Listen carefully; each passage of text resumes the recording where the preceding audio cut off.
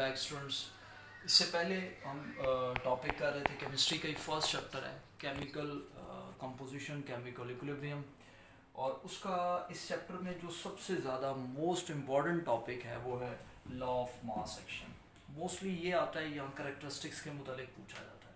तो आइए हम इसको देखते हैं।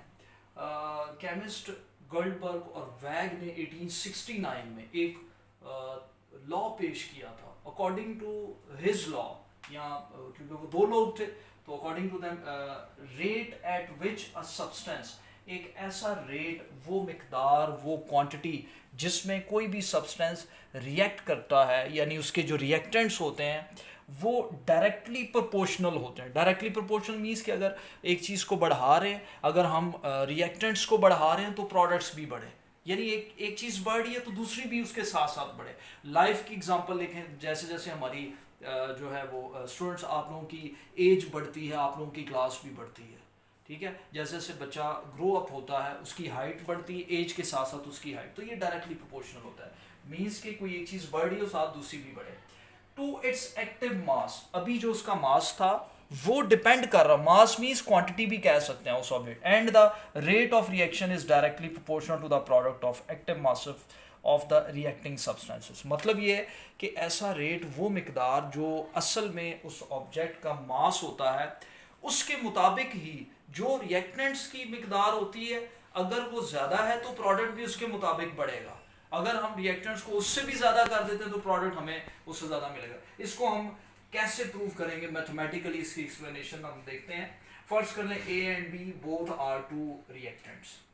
ये रिएक्टेंट्स हैं और ये दोनों जो एरोज हैं ये शो कर रहे होते हैं रिवर्सिबल रिएक्शन, यानी ए और बी को मिलाने से अगर हमारे पास जो प्रोडक्ट सी और डी हासिल हुआ है, दोबारा मैं इसको डिकम्पोज करके ए बी दोबारा बना सकता हूँ। अच्छा, इस लॉ के मुताबिक ये जो रिएक्शन है, चूंकि हम आगे फॉरवर्ड जा रहे हैं, इन दोनों को मिलाने से हमें सी और डी चाहिए, तो reaction rate of forward reaction, ये फॉरवर्ड रिएक्शन का रेट है, यानी इनका जो मास है इकट्ठा किया, उनको मिलाया है, वो डायरेक्टली प्रोपोर्शनल है इन दोनों के प्रोडक्ट। जितना मास होगा, फर्स्ट कर लें, एग्जांपल मैं लेता हूँ, फर्स्ट कर लें ए आपके पास है 2 और बी आपके पास है 3।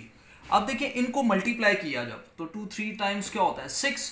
अगर मैं यहाँ पर a को 4 कर देता हूँ और b को 6 कर देता हूँ तो मल्टीप्लाई करने से आता है 24। देखें अब इनके मासेस को, पहले मास 2 था a का, फिर बढ़ा के 4 कर दिया, b का 3 था बढ़ा के 6 कर दिया। मास कम था तो प्रोडक्ट ये है, मास ज़्यादा है तो प्रोडक्ट भी ज़्यादा होगा। ये मैं बताने की यहाँ पे जो है वो कोशिश कर रहा हूँ कि अगर हमारे पास मास कम है तो आगे रिजल्ट भी कम आएगा, और प्रोडक्ट भी उस हिसाब से, अगर मास ज़्यादा है तो प्रोडक्ट ज़्यादा आएगा। इसी तरह reaction is directly proportional to product of A and B, जो हम डेफिनेशन में दे सकें। इस साइन की जगह इज इक्वल टू, हम चूँकि फॉरवर्ड जा रहे हैं तो के एफ आएगा। बाकी ये दोनों, ये जो डायमेंशंस की ब्रैकेट्स होती हैं ये रिएक्शंस के लिए, उनके मासेस को शो करने के लिए हम लगाते हैं। अच्छा, rate of forward reaction is, इसी तरह अगर हम फॉरवर्ड की बात करें वो सी ओ डी है। जिस तरह से रिएक्टेंट होगा उसी तरह से प्रोडक्ट के लिए भी हम ऐसे ही इसी रूल को अप्लाई करेंगे। अब यहाँ पर चूँकि फॉरवर्ड जा रहे हैं तो के एफ इज़ के आर, सॉरी, क्योंकि रिवर्स रिएक्शन है ना, फॉरवर्ड से आगे आ रहे हैं, तो K R is multiply of C and D. तो इसके बाद हम देखते हैं फाइनली इन दोनों इक्वेशंस को मैं समराइज करूँगा लास्ट में।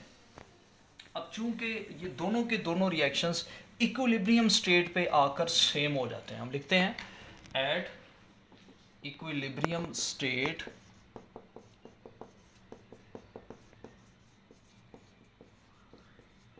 Forward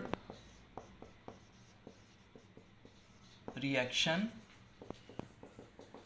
is equals to reverse reaction. Forward के लिए हमारे पास क्या था, के एफ ए,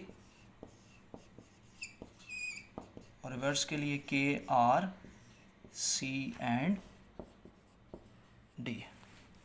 अब क्या करेंगे हम, ये ए और बी, ये के एफ से मल्टीप्लाई हो रहा है, इन दोनों को मैं इस तरफ ले आऊँगा और के आर को मैं उस तरफ ले जाऊँगा। कांस्टेंट को हम एक तरफ कर रहे हैं और बाकी वैल्यूज़ को हम दूसरी तरफ लेकर जा रहे हैं।